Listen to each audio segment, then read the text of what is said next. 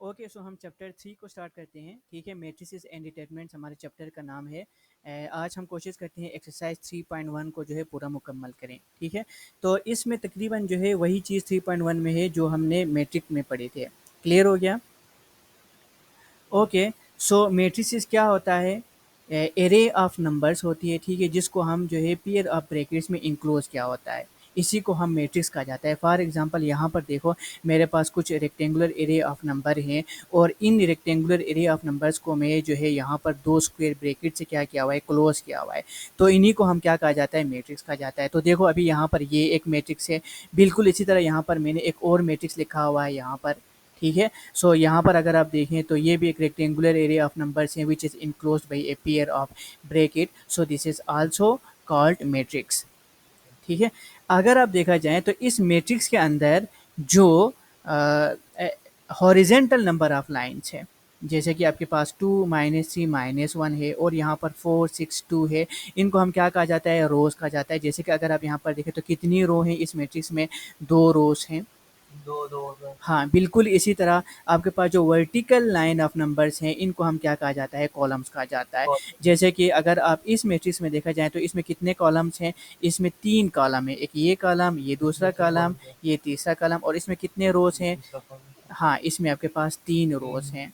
Clear हो गया? सो आपके पास जो हॉरिजेंटल नंबर ऑफ लाइन्स होंगे उन्हें हम रोज का कहा जाएंगे, और जो वर्टिकल नंबर ऑफ लाइन्स हैं उन्हें हम कॉलम कहा जाता है। ठीक है, ये बेसिक है, आपको वैसे भी पता है। Very good. अब हम आते हैं टाइप्स ऑफ मैट्रिक्स पे। ठीक है, मैट्रिक्स की टाइप्स पे आने से पहले चलें हम यहाँ पर आपको बताते हैं कि ऑर्डर क्या होते हैं, ऑर्डर ऑफ मैट्रिक्स क्या होते हैं। ऑर्डर ऑफ मैट्रिक्स एक्चुअली आपके मैट्रिक्स में कितने नंबर ऑफ रोज हैं और कितने नंबर ऑफ कॉलम्स हैं वो एक्चुअली बताता है। ठीक है, फॉर एग्जांपल मैं यहाँ पर कहता हूँ कि मैं इस मैट्रिक्स को ए का नाम देता हूँ। ठीक है, ए, ओके, ए इक्वल टू, इसके बाद अब यहाँ पर मैं ऑर्डर को कैसे लिखूंगा, तो सबसे पहले यहाँ पर मुझे बताओ कितने इस मैट्रिक्स में रोज हैं, यहाँ पर दो रोज हैं, तो मैं यहाँ पर इसके सबस्क्रिप्ट में 2 लिखता हूँ, फिर मैं मल्टीप्लाई का साइन यहाँ पर डालता हूँ, फिर मैं यहाँ पर जो है कॉलम गिनूंगा इस मैट्रिक्स में, तो कितने कॉलम है यहाँ पर, 3 कॉलम है, तो मैं यहाँ पर 3 लिखूंगा। तो देखो, यहाँ पर अगर आपसे कोई पूछे कि इस मैट्रिक्स की ऑर्डर क्या है, तो आप कहेंगे कि 2 क्रॉस 3 है। तो हमेशा आपने यहाँ पर याद रखना है, पहले आपने क्या करना है, रोज के नंबर को लिखना है, इसके बाद कॉलम्स के नंबर को लिखना है। अगर आप पहले कॉलम्स को लिखेंगे तो फिर गलत होगा। ये आपके पास क्या है, अंडरस्टूड है कि पहला जो आपके पास नंबर है वो किस चीज़ को रिप्रेजेंट कर रहा होगा, रोज को, नंबर ऑफ रोज को, और दूसरा आपके पास जो नंबर है वो नंबर ऑफ कॉलम्स को रिप्रेजेंट कर रहा होगा। तो यहाँ पर मेरे पास इस मैट्रिक्स के ऑर्डर क्या है, 2 क्रॉस 3 है, means 2 rows and 3 column. So यहाँ पर आप देख सकते हैं there are 2 rows and 3 columns in this matrix A. बिल्कुल इसी तरह अगर मैं इस दूसरे मैट्रिक्स की मैं बात करूं तो इसके ऑर्डर क्या होगा, बताओ? यस, एग्जैक्टली 3/3 होगा। इसे आप 3/3 पढ़ेंगे या 3 क्रॉस 3 पढ़ेंगे। सो 3/3 मतलब आपके पास इसमें 3 रोज और आपके पास कितनी कॉलम है, और 3 कॉलम भी है। सो ये इसके क्या कहलाएगा, मैट्रिक्स के ऑर्डर कहलाएगा। अब हम आते हैं टाइप्स ऑफ मैट्रिक्स में। तो सबसे पहला है आपके पास रो मैट्रिक्स या रो वेक्टर। ठीक है, रो मैट्रिक्स या रो वेक्टर। तो रो मैट्रिक्स या रो वेक्टर जो है कौन से मैट्रिक्स को कहलाएंगे, ऐसी मैट्रिक्स जिसमें सिर्फ और सिर्फ एक रो हो।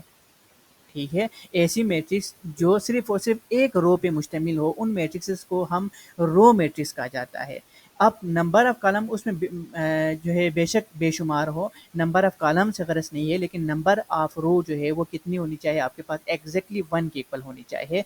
तो ऐसी मैट्रिक्स को हम रो मैट्रिक्स या हम रो वेक्टर कहा जाता है। जैसे कि यहाँ पर एक मैट्रिक्स ए लिखा हुआ है, this A is row matrix because this matrix has only 1 row. तो देखो सिर्फ एक ही रो है, और यहाँ पर कॉलम कितना है, कॉलम 3 है। कॉलम से हमारा जो है कोई गरज नहीं है। ठीक है, कॉलम से कोई गरज नहीं है। सो हाँ, 4 हो 5 हो, ठीक है, लेकिन शर्त ये है कि एक ही रो होनी चाहिए रो मैट्रिक्स के लिए। बिल्कुल इसी तरह यहाँ पर मैंने एक और मैट्रिक्स लिखा है B, so this is again row matrix because this matrix also has only 1 row. देखो यहाँ पर सिर्फ एक ही रो है, 4 2। ठीक है, कॉलम बेशक जितनी मर्जी हो। तो देखो मैंने ऑर्डर भी लिखा हुआ है यहाँ पर, सो A1 3 B1 1 2। अगर मैं ये मैट्रिक्स पूरा ना लिखता, सिर्फ और सिर्फ ये ऑर्डर लिखा हुआ होता और आपसे पूछता कि ये रो मैट्रिक्स है या नहीं है, तो तब भी आप बता सकते हैं। क्यों? क्योंकि यहाँ पर ये जो पहला आपके पास नंबर है वो किस चीज़ को रिप्रेजेंट कर रहा होता है, नंबर ऑफ रोज को। सो यहाँ पर here number of row is 1, so okay this is row matrix. Here again in this case the number of rows is 1, so B is also a row matrix or row vector. Okay. Okay next का okay next column matrix पे आते हैं। सो जिस तरह row matrix में आपके पास सिर्फ और सिर्फ एक रो होता था, बिल्कुल उसी तरह आपके पास क्या होंगे, ऐसी मैट्रिक्स जिसमें सिर्फ और सिर्फ एक ही कॉलम हो। आप यहाँ पर बेशक रोज जो है वो बेशुमार हो, उससे हमें कोई गरज नहीं है, सिर्फ और सिर्फ एक कॉलम होनी चाहिए आपके मैट्रिक्स में। ठीक है, तो उस मैट्रिक्स को हम क्या कहलाएंगे, कॉलम मैट्रिक्स कहलाएंगे। जैसे कि यहाँ पर मैंने 3 मैट्रिक्स लिखा हुआ है, नाम दिया हुआ है सी डी एंड एफ। सो ये तीनों जो है क्या है, आपके पास कॉलम मैट्रिक्स है। यहाँ पर देखें ये आपके पास मैट्रिक्स सी है, इसमें सिर्फ एक ही कॉलम है। मैट्रिक्स डी है, इसमें अगेन एक ही कॉलम है। और यहाँ पर मैट्रिक्स एफ है, इसमें भी आपके पास सिर्फ एक ही कॉलम है। So these all are column matrix. हाँ बेशक इसमें देखो आपके पास 1 2 3 4 जो है कॉलम है, इससे सॉरी रोज हैं, इससे कोई गरज नहीं है। नेक्स्ट है आपके पास rectangular matrix. Okay, rectangular matrix जो है कौन सी मैट्रिक्स होती है, ऐसी मैट्रिक्स जिनमें नंबर ऑफ रोज और नंबर ऑफ कॉलम जो है वो इक्वल नहीं हो, बराबर नहीं हो, तो उन मैट्रिक्स को हम रेक्टेंगुलर मैट्रिक्स कहा जाता है। ठीक है, so the matrix is in which number of rows is not equal to number of column, such matrices are called rectangular matrices. Okay, so जैसे कि यहाँ पर एक मैट्रिक्स लिखा हुआ है बी, तो अगर आप इस मैट्रिक्स बी में देखें तो इस बी में कितने रोज हैं, 2 रोज हैं। और कितने कॉलम हैं, 3 कॉलम है। ठीक है, so here number of rows is 2 and number of columns are 3 which are not equal, so this matrix is called rectangular matrix. ठीक है, तो देखो मैंने यहाँ पर बी और यहाँ पर इसका ऑर्डर भी लिखा हुआ है 2 इंटू 3। तो आप बता सकते, या आप इसको देख के बता सकते हैं कि इसके नंबर ऑफ रो 2 है, नंबर ऑफ कॉलम 3 है, लिहाजा ये रेक्टेंगुलर मैट्रिक्स है। बिल्कुल इसी तरह इस मैट्रिक्स सी को देखें तो यहाँ पर ऑर्डर को आप देख के डायरेक्ट बता सकते हैं। So here number of rows are 3 and number of columns are 2, so this matrix C is also rectangular matrix. Okay, तो रेक्टेंगुलर मैट्रिक्स के लिए शर्त ये है कि उस मैट्रिक्स में नंबर ऑफ रोज और नंबर ऑफ कॉलम जो है वो बराबर नहीं होनी चाहिए। क्लियर हो गया? ओके, अब हम आते हैं स्क्वायर मैट्रिक्स पे। मेरी बात समझ आ रहे हो ना, मेरी बात समझ आ रहे हो ना? हाँ, सो स्क्वायर मैट्रिक्स क्या होती है, कौन सी मैट्रिक्स को हम स्क्वायर मैट्रिक्स कहलाता है, ऐसी मैट्रिक्स जिनमें नंबर ऑफ रोज और नंबर ऑफ कॉलम्स दोनों आपस में बराबर हों, तो उन मैट्रिक्स को हम स्क्वायर मैट्रिक्स कहलाता है। क्लियर हो गया, समझ आ गया ना? हेलो हेलो हेलो, जी जी, आवाज़ आ रही है मेरी आपको? आ रही है आप। हाँ तो हाँ। हाँ, ऊंचा ऊंचा बोलें शाबाश। सो स्क्वायर मैट्रिक्स में कह रहा था कि ऐसी मैट्रिक्स जिनमें नंबर ऑफ रोज और नंबर ऑफ कॉलम दोनों आपस में बराबर हों, तो उन मैट्रिक्स को हम स्क्वायर मैट्रिक्स कहलाता है। ठीक है, जैसे कि यहाँ पर मैंने 3 एग्जांपल लिखे गए हैं। तो देखो यहाँ पर एक मैट्रिक्स ई है, यहाँ पर आपके पास क्या है, यहाँ पर नंबर ऑफ रो कितना है, 1 है, और नंबर ऑफ कॉलम 1 है। सो देखो नंबर ऑफ रो और नंबर ऑफ कॉलम दोनों बराबर है, सो this matrix E is called square matrix. बिल्कुल इसी तरह यहाँ पर एक मैट्रिक्स एफ लिखा है, अगेन इसमें नंबर ऑफ रोज और नंबर ऑफ कॉलम्स बराबर हैं जो कि 2 हैं। देखो यहाँ पर मैंने ऑर्डर भी शो किया है F2 2, so this F is also square matrix.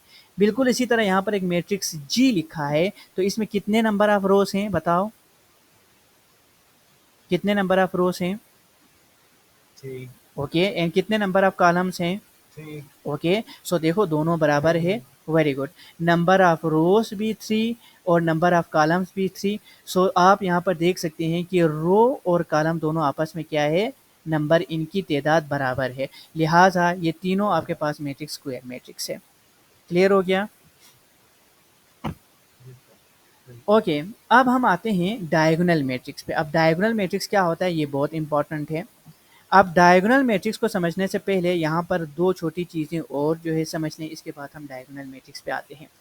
यहाँ पर देखो मैंने एक मैट्रिक्स ऑलरेडी जो है वो बनाया हुआ है, और इस मैट्रिक्स को मैंने सी का नाम दिया हुआ है। ओके, मैं थोड़ा जल्दी-जल्दी इस वजह से जा रहा हूँ क्योंकि ये सारी चीज़ें मुझे 100% पता है कि आपको आती हैं, क्योंकि हमने डिटेल से 10th क्लास में पढ़े हुए हैं। सो मैंने कहा चलो जो है इसको स्किप करने के बजाय मैं आपको एक ओवरव्यू देता चलूँ, ताकि जो है आपको ये सारी चीज़ें एक दफ़ा फिर से रिमेमोराइज़ हो जाएँ, ठीक है? जी। ऐसा ही बात है ना? जी सर। ओके, ये सारी चीज़ें आती हैं ना आपको पहले से ही? जी सर। ओके, सो यहाँ पर एक मैट्रिक्स लिखा हुआ है सी, तो ये देखो ये एक आपके पास स्क्वायर मैट्रिक्स है ना? स्क्वायर मैट्रिक्स क्यों है? ये क्रिकेट का जो नहीं रहते एग्जैक्टली स्क्वायर मैट्रिक्स इस वजह से है क्योंकि इनमें नंबर ऑफ रोज और नंबर ऑफ कॉलम्स बराबर हैं, जो कि 3-3 है। तो देखो अगर आप स्क्वायर मैट्रिक्स में ये जो या इस एंड से इस एंड तक क्या आपके पास जितने भी नंबर्स हैं उन्हें हम डायगोनल एंट्रीज कहा जाता है। और हमें वैसे भी पता है अगर आपके पास ये स्क्वायर है तो स्क्वायर के कितने डायगोनल होते हैं? आपके पास 2 डायगोनल होते हैं। एक देखो ये एक डायगोनल आपके पास हो गया, एक ये डायगोनल आपके पास हो गया, ठीक है? ये इस कोने थे। से इस कोने तक का जो फासला है उसे हम डायगोनल कहा जाता है। तो बिल्कुल इसी तरह चूंकि आपके पास ये एक स्क्वायर मैट्रिक्स है तो ये एक डायगोनल होगा, ये एक डायगोनल होगा। तो इस डायगोनल को हम क्या कहा जाता है? प्रिंसिपल डायगोनल कहा जाता है। क्या कहा जाता है? Principal principal diagonal. डायगोनल। तो देखो स्क्वायर में आपके पास कितनी डायगोनल होती हैं? 2 डायगोनल होते हैं। तो ये वाले जो डायगोनल जो कि यहाँ पर मैं देखो आपको निशान लगा रहा हूँ, इसे हम प्रिंसिपल डायगोनल कहलाता है। जबकि अगर मैं यहाँ पर एक मैट्रिक्स एम को देखूं, देखो यहाँ पर मैंने ऑलरेडी लिखा हुआ है, तो ये भी आपके पास स्क्वायर मैट्रिक्स है, ठीक है? स्क्वायर मैट्रिक्स तो अगेन स्क्वायर में आपके पास कितनी डायगोनल होती हैं? 2 डायगोनल होती हैं। तो आप यहाँ पर देखो ये इस स्क्वायर मैट्रिक्स का दूसरा डायगोनल है, ठीक है? इस डायगोनल में आपके पास 3 जो है एंट्रीज आ रहा है या 3 एलिमेंट्स आ रहा है 901।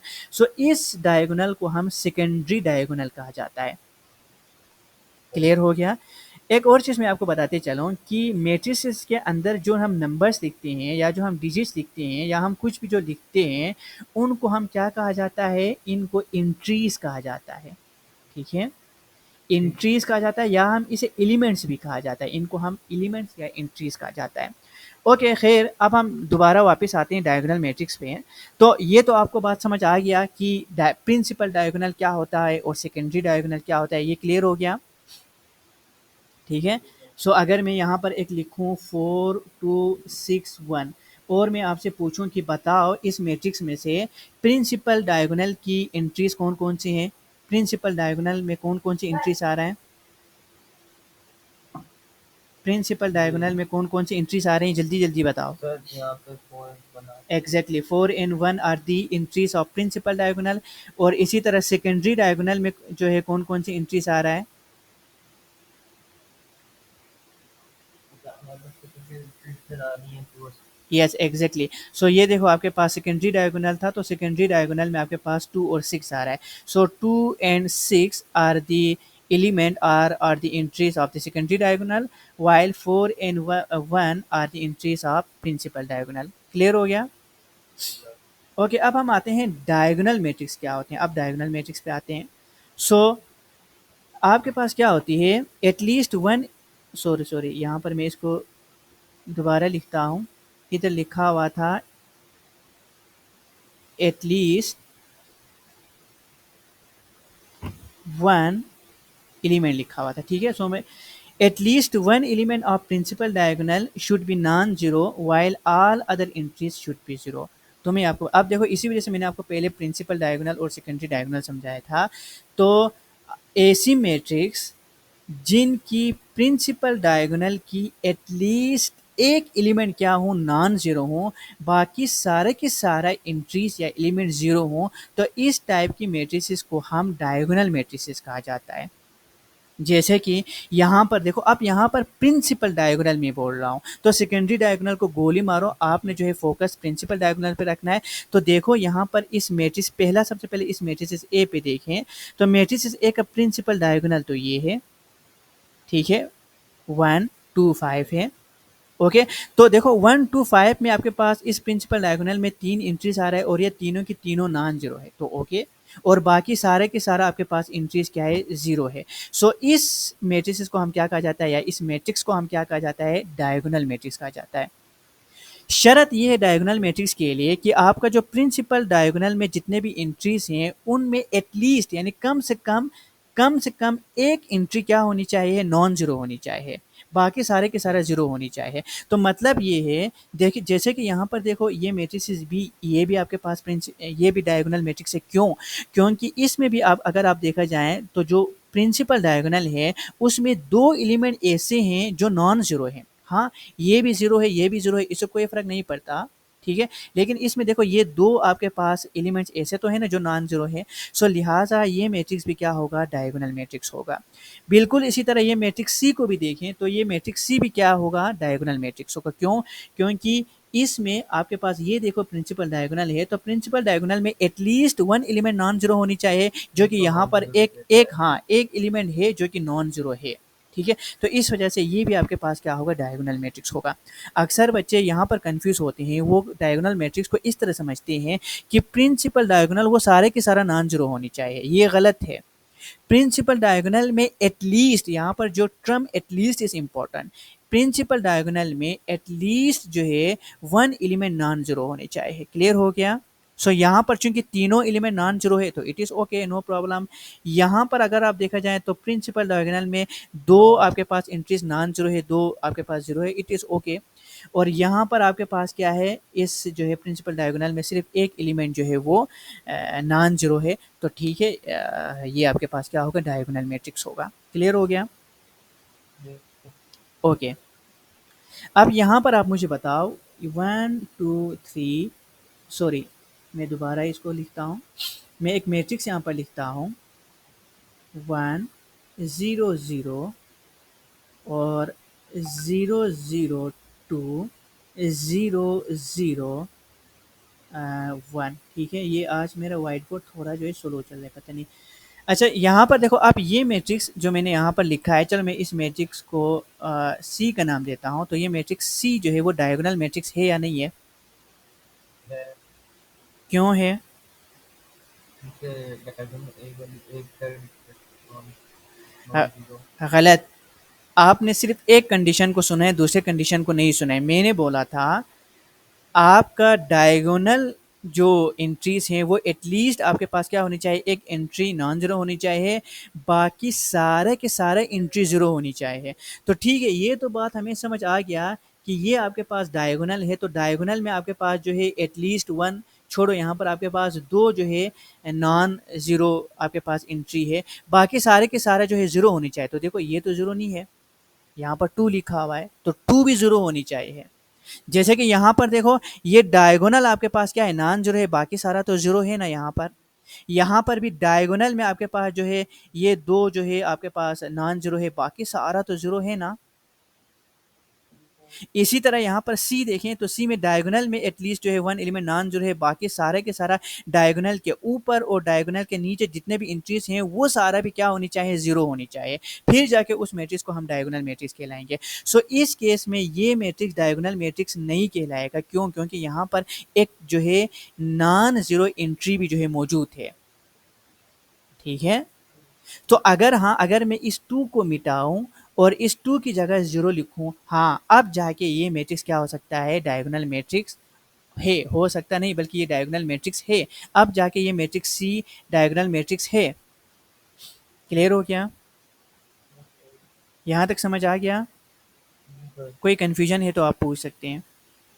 Non sir. चले मैं जल्दी से एक और मैट्रिक्स यहाँ पर जो है लिखता हूँ, वन वन हो गया, one zero zero, zero two zero, zero four zero. अब बताओ ये जो है मैट्रिक्स डायगोनल मैट्रिक्स है या नहीं है? ये मान पास इन डायगोनल। जी, डायगोनल नहीं है। वेरी गुड, डायगोनल नहीं है। क्यों डायगोनल नहीं है? चलो ठीक है, ये पहला कंडीशन तो ये क्या फुलफिल है, कर रहा फोर है। जीरो नहीं है। यस, पहला फोर कंडीशन तो ये फुलफिल कर रहा है कि इसकी डायगोनल में at least one non zero digit होनी चाहिए, तो जो कि यहाँ पर आपके पास दो नॉन जीरो डिजिट है, ओके। जबकि दूसरा कंडीशन ये था बाकी सारे के सारे एंट्री जीरो होने चाहिए, तो यहाँ पर एक एंट्री जो है वो जीरो नहीं है, सो this is not a diagonal matrix. Okay, अब मैं आगे बढ़ता हूँ। स्केलर मैट्रिक्स पे आता हूँ, ठीक है। स्केलर मैट्रिक्स क्या होता है? So scalar matrix, all elements of principal diagonal are non-zero and same while all other elements are zero. AC matrix, AC square matrix, अब मैं यहाँ पर स्क्वायर, AC स्क्वायर मैट्रिक्स जिनमें जो प्रिंसिपल डायगोनल में जितने भी एलिमेंट्स हैं वो एक तो नॉन जीरो भी होनी चाहिए, दूसरा वो सारे के सारे प्रिंसिपल डायगोनल में जो एंट्रीज हैं वो क्या होनी चाहिए, सेम होनी चाहिए, और फिर बाकी सारे के सारा जो एंट्रीज हैं वो जीरो होनी चाहिए। ठीक है, अगर ऐसा कोई मैट्रिक्स है तो उस मैट्रिक्स को हम स्केलर मैट्रिक्स कहा जाता है। जैसे कि यहाँ पर एक एग्जांपल के तौर पर मैंने लिखा हुआ एक मैट्रिक्स ए। ठीक है, सो ए में देखें, ये देखो ये मेरे पास प्रिंसिपल डायगोनल है, तो प्रिंसिपल डायगोनल क्या है आपके पास, ये नॉन जीरो है। चलो ये एक कंडीशन फुलफिल हो गया, ये तो नॉन जीरो है। दूसरा, नॉन जीरो के साथ प्रिंसिपल डायगोनल में जितने भी एंट्रीज हैं वो सारे के सारा सेम होनी चाहिए। ठीक है, हेलो, सॉरी ये इंटरनेट जो है ना वो डिस्कनेक्ट हो गया है।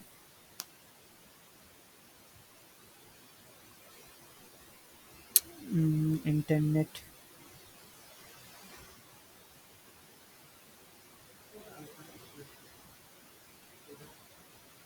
चलें हम 2 मिनट यहाँ पर सब्र कर लेते हैं, तब तक हमारा जो इंटरनेट है वो दोबारा कनेक्ट हो जाएंगे।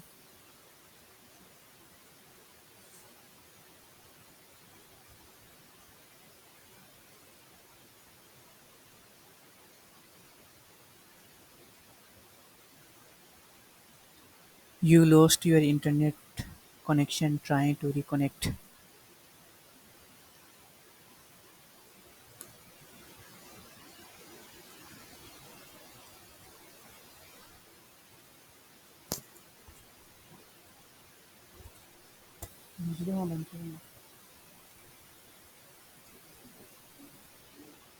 लाइट तो है लेकिन नेट जो है ना वो कनेक्शन डिस्कनेक्ट हुआ है।